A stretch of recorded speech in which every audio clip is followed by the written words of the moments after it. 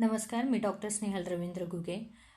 हा अजून एक व्हिडिओ बनवला आहे मी, ज्याच्यामध्ये तुम्हाला सांगायचं आहे की मी जेव्हा जेव्हा गावी जाण्याचा प्रयत्न केला तेव्हा तेव्हा माझ्या नवऱ्याचे जे नातेवाईक आहेत, तिथलचे माझ्या सासूचे भाऊ वगैरे, आमची भावकी वगैरे, ते सगळे लोक मला तिथे अडवायला यायचे.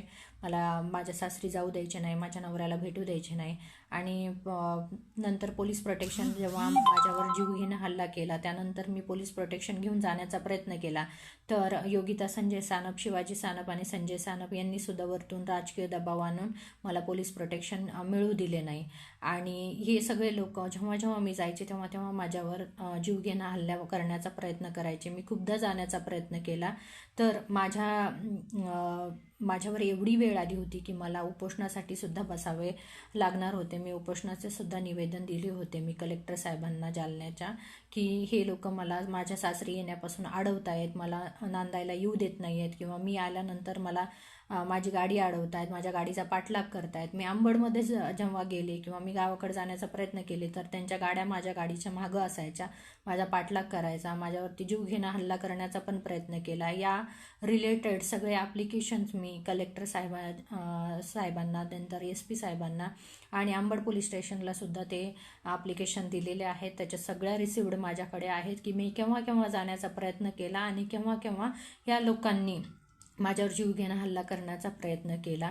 त्यानंतर मी लोणीकंद पोलीस स्टेशनला सुद्धा एक ॲप्लिकेशन केले आहे. त्याच्यामध्ये या सगळ्या लोकांचे नावं पण दिलेले आहेत, कारण की त्यामधले काही लोक हे पुण्यामध्ये राहतात, ज्यांच्यापासून मला धोका आहे.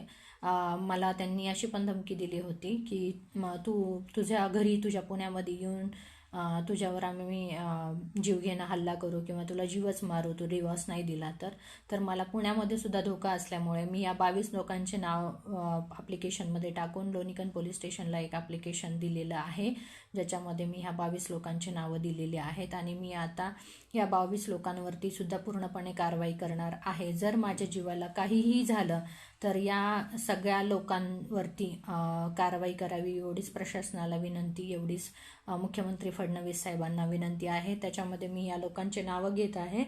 तर नावं खालीलप्रमाणे आहेत: शिवाजी सानप, सरपंच योगिता संजय सानप, संजय शिवाजी सानप, महादेव घुगे, श्रीराम महादेव घुगे, आशा महादेव घुगे, कोमल श्रीराम घुगे, रवींद्र महादेव घुगे, बाळासाहेब चौधर, महादेव कागणे, बाबासाहेब जयराम बडे, नवनाथ जयराम बडे, प्रल्हाद रामजी घुगे, किशोर पांडुरंग घुगे, देवबाई प्रल्हाद घुगे, उषा किशोर घुगे, अमोल प्रल्हाद घुगे, तमस नवनाथ बडे, वैभव किशोर घुगे, समाधान किशोर घुगे, ओमप्रकाश किशोर घुगे, बाळू दिनकर दराडे. हे सगळे लोक जे आहेत ते दरवेळेस मला गावी आल्यानंतर अडवणूक करण्याचा प्रयत्न केला त्यांनी. मला ह्या गेल्या 7 महिन्यामध्ये त्यांनी एकदा पण मला गावी येऊ दिलं नाही. त्याच्यामुळे मी यांच्यावर सुद्धा योग्य ती कारवाई करणार आहे आणि त्यांना पण या सगळ्या गोष्टींचा जाब विचारणार आहे की तुमचा काय, तुम्हाला कोणता अधिकार आहे की तुम्ही मला माझ्या सासरी येण्यापासून अडवताय? तुम्हाला कोणताही अधिकार नाही आहे. मी तिथलची सून आहे, मी तिथे कधी पण येऊ शकते. तुम्हाला कोणताही अधिकार नाही की माझी गाडी अडवा किंवा माझ्या गाडीवर दगडफेक करा किंवा आमचा पाठलाग करा. त्याच्यामुळे कधीही पुण्यामध्ये असताना किंवा मी कुठेही असताना माझ्या जीवाला जर काही झालं तर हे जेवढ्या लोकांचे मी नावं घेतलेत तेवढ्या सगळ्यांवरती योग्य ती कारवाई करून त्यांना शिक्षा झाली पाहिजे, एवढीच प्रशासनाला विनंती आहे. थँक्यू.